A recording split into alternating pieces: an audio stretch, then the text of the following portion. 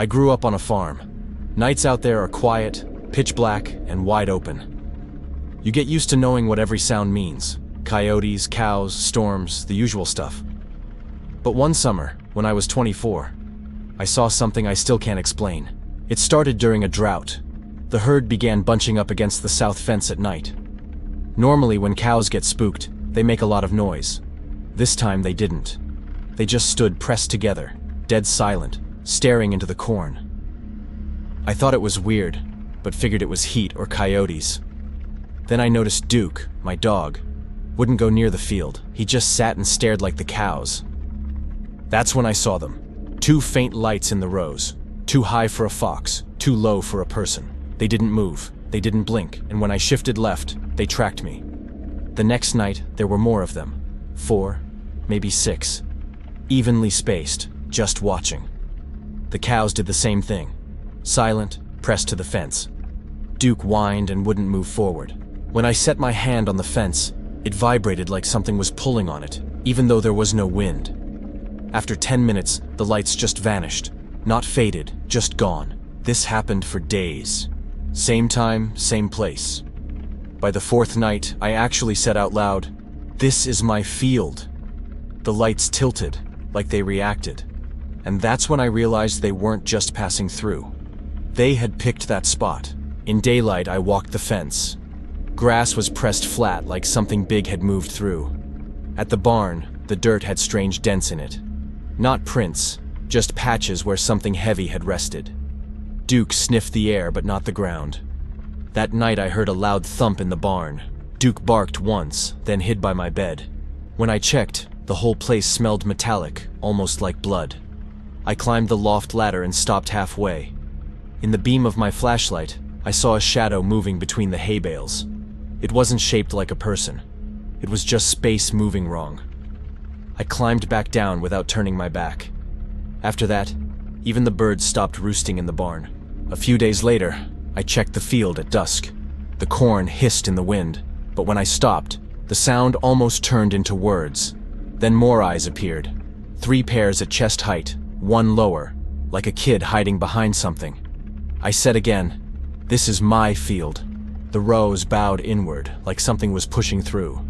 The leaves behind me shifted, and I felt cold air on my neck.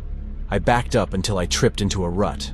My calf brushed against something smooth and cool, like a hand, but it didn't grab me. It just moved slightly, almost letting me go. I took the chance and left.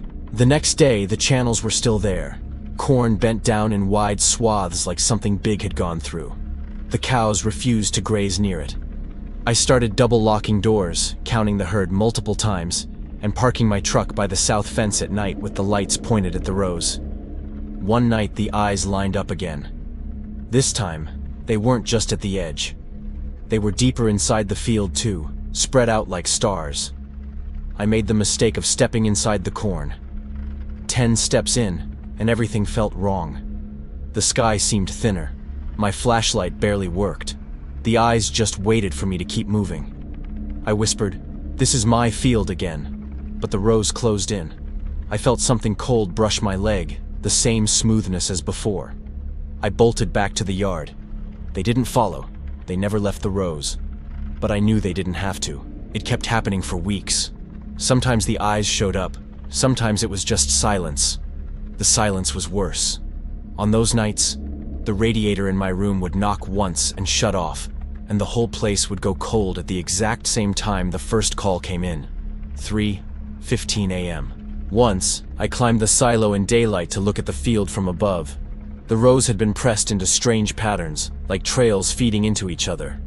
On the way down, I realized I was whispering numbers without meaning to, counting the rungs. After about a month, the farm and whatever was in the corn seemed to reach some kind of truce. The cows never vanished. Nothing was mutilated. But I'd find weird signs, small piles of gravel. One night I stopped counting the lights. There were too many. They never stepped past the fence, but I knew if I pushed them again, I might not get permission to leave next time. Harvest season came. I cut every field except the south last. When I finally brought the combine through it, the machine coughed once and then worked fine. The bent rows straightened out like nothing had ever been there. I left a margin uncut by the fence. call it superstition. Winter came, and nothing happened. For a while, I thought it was over. But the next spring, the south edge of the field looked darker again, like it had its own shadow. Sometimes, at dusk, I still see two faint lights at the edge of the corn. They don't move, they just wait. I nod once and go inside, because I know this. Owning land doesn't mean it belongs to you. It means you share it.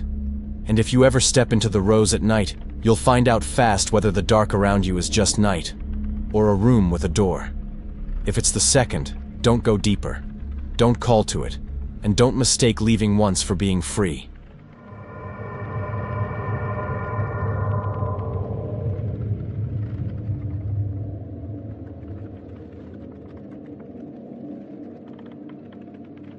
I grew up in rural Kansas.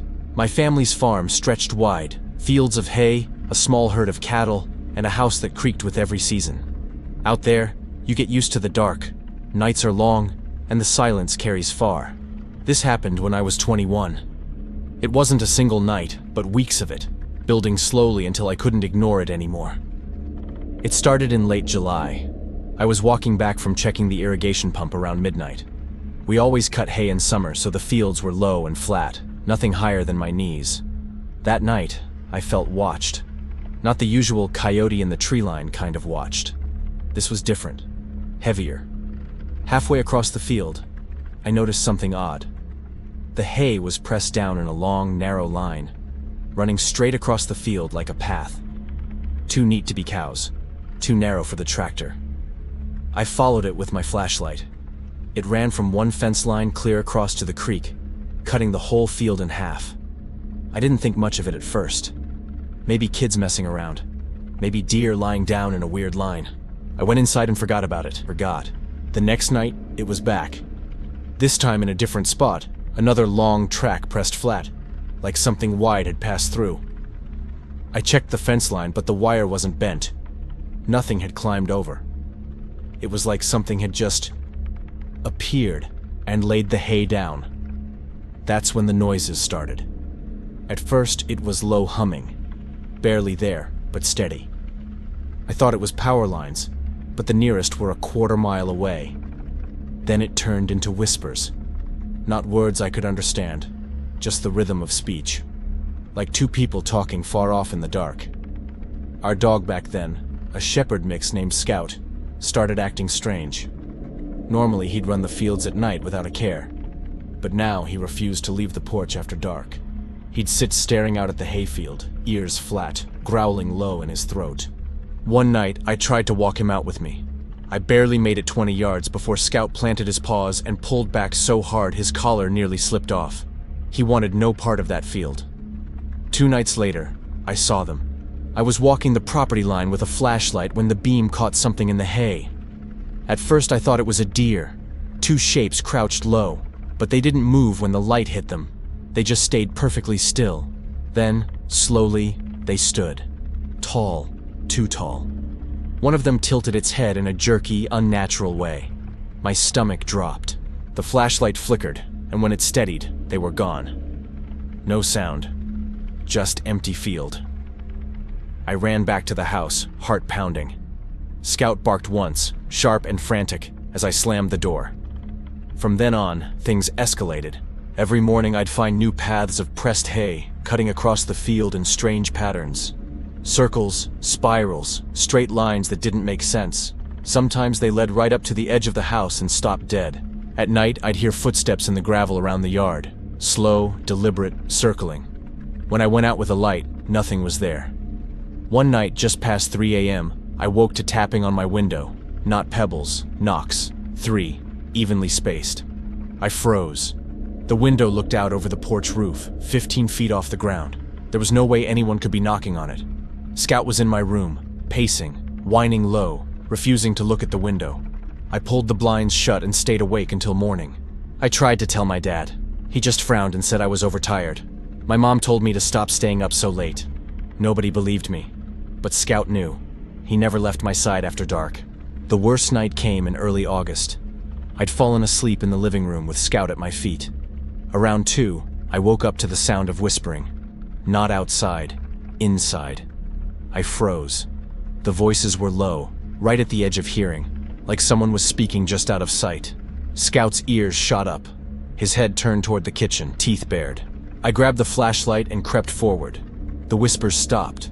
The kitchen was empty, but the back door was wide open. I know I locked it. I triple-checked every night.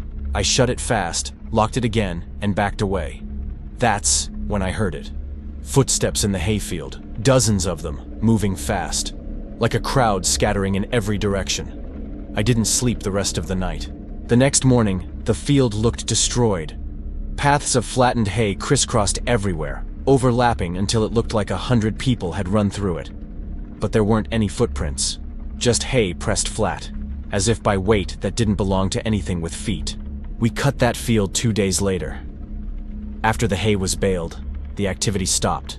The noises, the pressed paths, the whispers, all of it ended.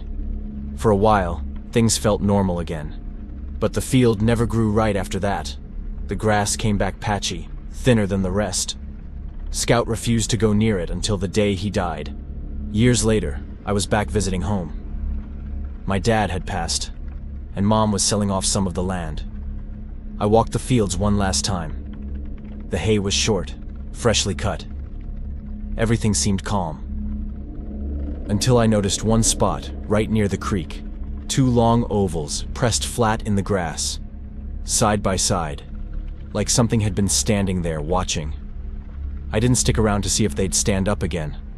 I just took my leave.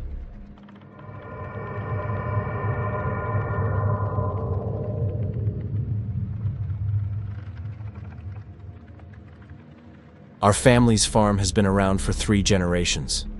It's the kind of place where you know every fence post, every creak in the barn, every path through the corn. When you grow up there, you learn to expect certain things. Coyotes at night, owls in the rafters, maybe some kids trying to sneak onto the land to drink. But there's one thing I've never been able to explain. It happened when I was 26, during a hot summer when the nights felt too still. It all centered around our old grain silo. The silo had been there longer than I had. Rust spotted the ladder, and the metal walls carried dents from storms. Lightning had hit it once years ago, leaving a scar down one side. We didn't use it anymore. The roof leaked, the floor was weak, and the inside smelled like mold and dust. We kept our distance, not because of ghosts, but because it wasn't safe. At least, that's what I thought. It started small. A scratching noise at night. At first, I figured it was mice or rats inside the walls. We had plenty of those in old buildings. But the scratching didn't sound like it came from the bottom. It came from higher up, halfway to the roof, where rodents don't usually go.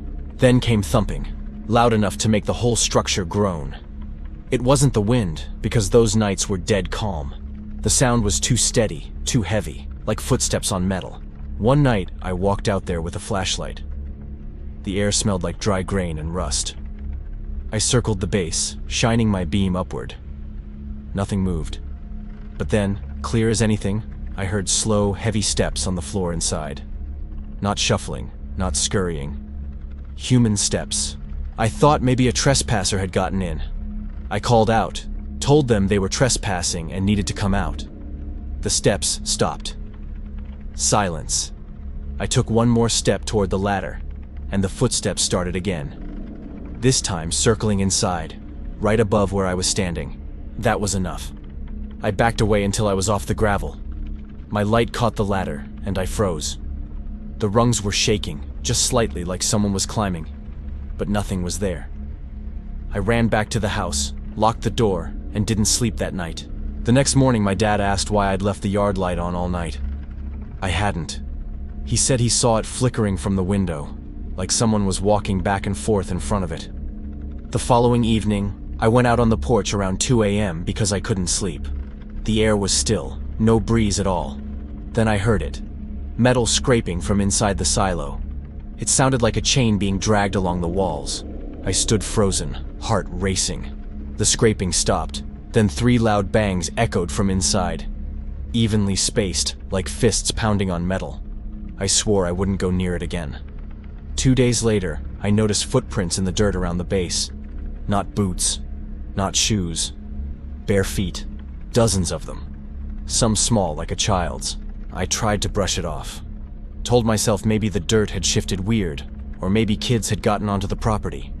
But the prints circled the silo, and some led right up to the ladder.